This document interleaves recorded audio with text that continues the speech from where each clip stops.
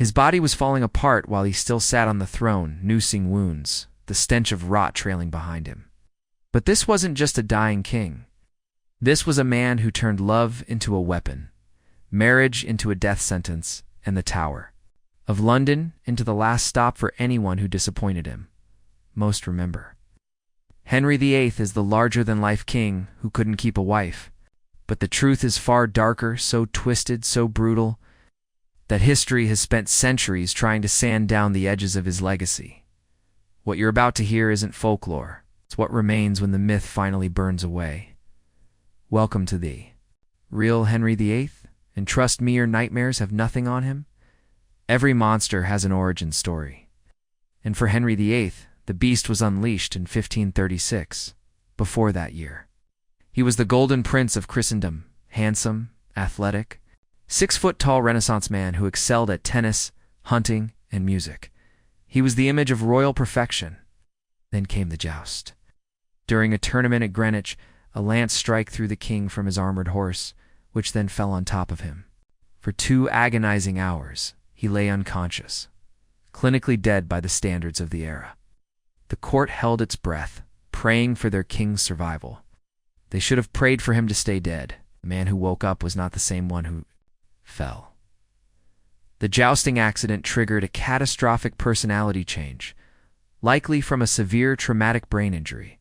The charming, if arrogant prince was gone, replaced by a creature of impulse, violent rage, and a paranoia that would curdle the blood of everyone around him.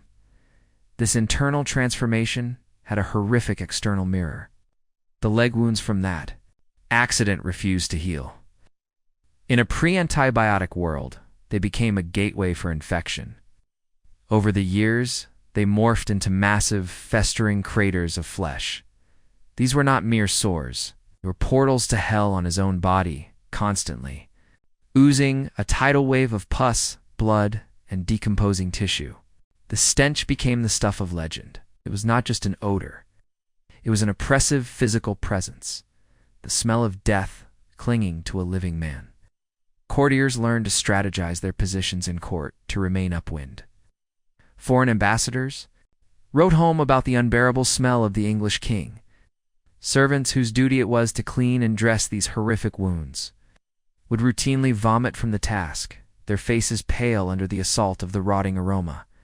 The king's physical decay became a state secret that everyone could smell as his legs rotted.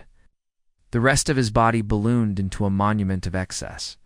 By his final years, he weighed an estimated 400 pounds, with a 54-inch waist that was wider than most men are tall. His face, once famously handsome, swelled into a fleshy, bloated mask, his eyes disappearing into tiny, suspicious slits. He became effectively immobile, a mountain of flesh that required specially constructed chairs, cranes, and pulleys just to be moved from one room to another. And here, the horror becomes truly unspeakable. As teams of servants operated these contraptions, winching their king across the palace, chunks of infected, decomposing flesh would literally fall from his legs, leaving a trail of royal remains. Along the corridors, special detail of servants was created for the sole purpose of royal flesh cleanup duty. Their job, one of the most prestigious in the kingdom, was to follow the king's mobile throne with cloths and buckets, cleaning up the pieces of their monarch as they dropped. The psychological trauma of this duty was so immense that many quit, abandoning a life of royal service rather than spend one more day picking up the putrid pieces of a living corpse. This wasn't a king ruling a nation. This was a walking biohazard, a grotesque spectacle of decay, whose very body had become a physical manifestation of his corrupt soul. The famous rhyme, divorced, beheaded, died. Divorced, beheaded, survived, is a nursery-level simplification of an adult horror story. Henry VIII didn't just have 6 wives.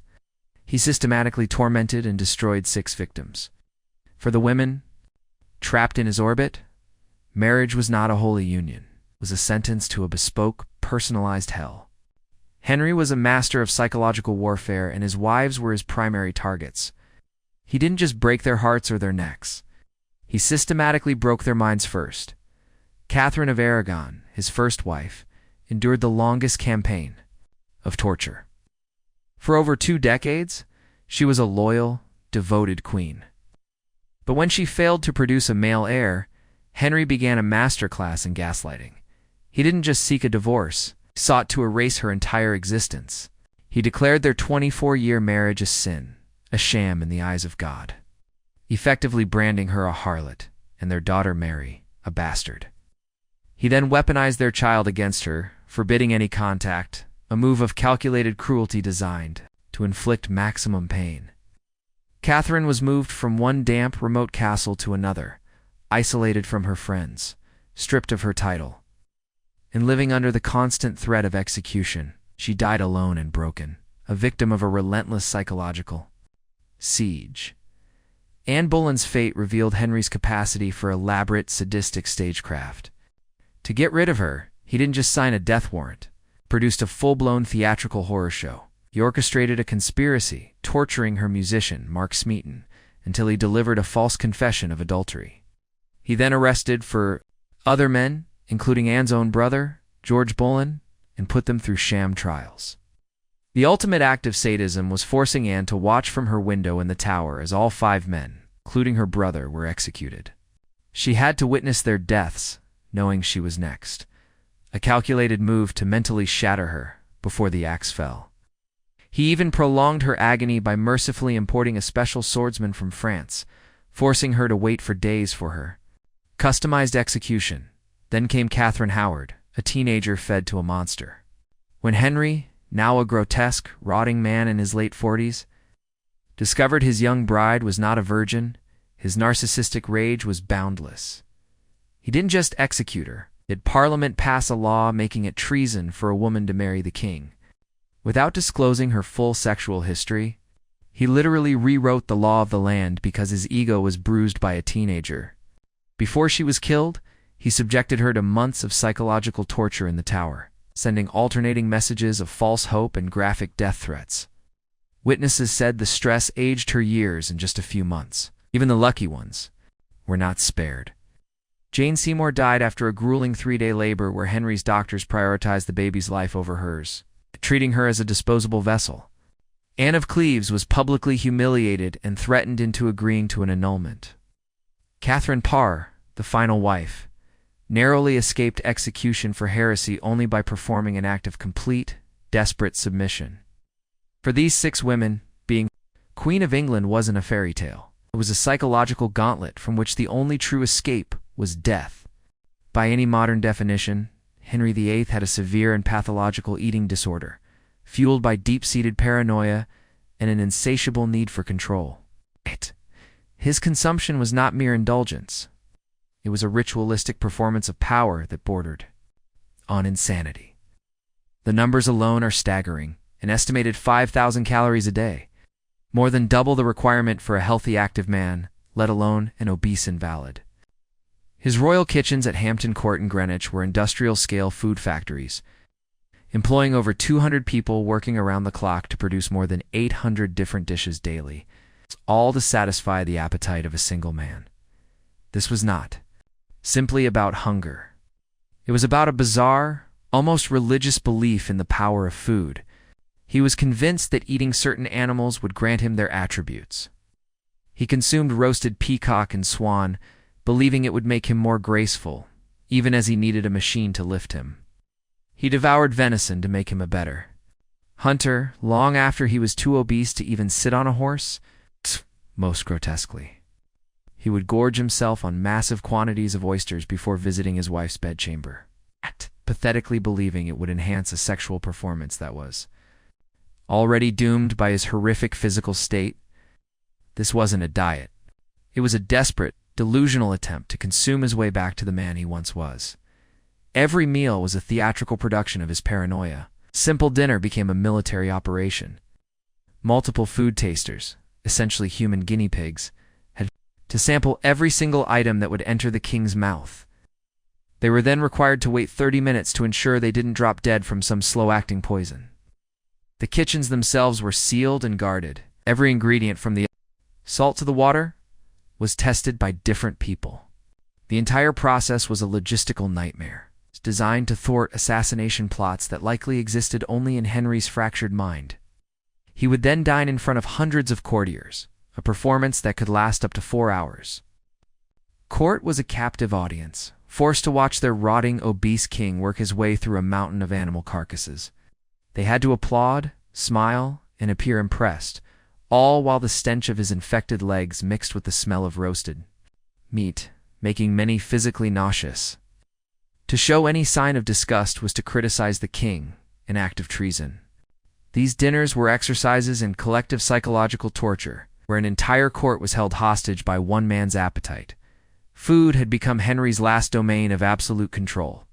As his body failed him, as his authority was challenged by his own physical decay, the dining table was the one place where he could still dominate, consume, and force the world to watch. Henry VIII's paranoia was not just a personal affliction. It was the organizing principle of his government. It didn't just rule England. It held it in a chokehold of fear, transforming the kingdom into a prototype for the modern surveillance state. Long before the Stasi or the KGB, Henry perfected the art of turning an entire nation into a prison of the mind, where thoughts could be treason and trust was a fatal mistake. His paranoia began at home, in his own bedchamber. The king slept with loaded crossbows by his bed and daggers under his pillow. But that was merely personal protection. The state apparatus of fear was far more elaborate. Armed guards were stationed inside his bedroom watching him sleep. In a move of pure paranoid genius, these guards were rotated every few hours and were themselves watched by other guards, creating a terrifying feedback loop of suspicion. His palaces were retrofitted with a network of secret passages and peepholes, not for convenience, but so he could spy on his own courtiers, his own staff, his own family. He was the all-seeing eye at the center of his own Orwellian nightmare. This system was ruthlessly exported to the entire kingdom, largely through his chief minister, Thomas Cromwell, a man who built the surveillance machine that would eventually consume him. The definition of treason was expanded to include spoken words and even, it was implied, unspoken thoughts. To criticize the king, to question his religious policies, or even to fail to show sufficient enthusiasm for his latest marriage could lead to arrest, torture, and execution. Henry created a nation of informants. He built a complex network of spies and then created another network of spies to watch the first one. He weaponized the most intimate human bonds, encouraging children to report on their parents, spouses to betray each other, and servants to inform on their masters. Personal relationships became secondary to a terrified performance of loyalty to the crown. No one was safe from this paranoid machine. He executed the entire Pole family, distant relatives with a faint claim to the throne, simply to eliminate a theoretical threat.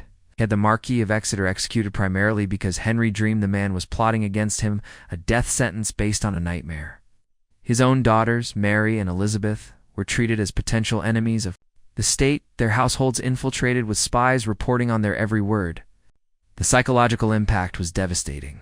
It created a society of sycophants and liars, where genuine friendship was impossible and every conversation was a potential death sentence. Henry didn't just want to control his subjects' bodies. He wanted to own their minds. In his quest for absolute security, he destroyed the very fabric of trust that holds a society together, creating the very environment of disloyalty and threat he so desperately feared. You would think that death, the final conqueror, would bring an end to the horror. With Henry VIII, it was just the encore. His death and burial were a final, grotesque spectacle that perfectly encapsulated the corruption and excess of his entire reign. When he finally died on January 28, 1547, his body had become a time bomb of decay. It was so bloated with the gases from internal decomposition that his attendants, terrified of what lay beneath the sheets, had to commission a massive, specially reinforced, lead-lined coffin. They hoped it would contain the grotesque reality of what their king had become. They were catastrophically wrong. During the funeral procession from London to Windsor, the internal pressure built to a critical point. Somewhere along the journey, the coffin literally exploded. The lead seams burst, and the putrid, liquefying remains of the King of England splattered across the inside of the funeral hearse.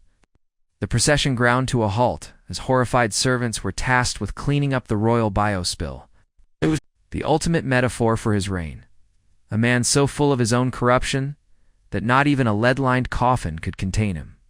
To complete the nightmarish scene, contemporary accounts claimed that stray dogs were seen licking the king's leaked remains.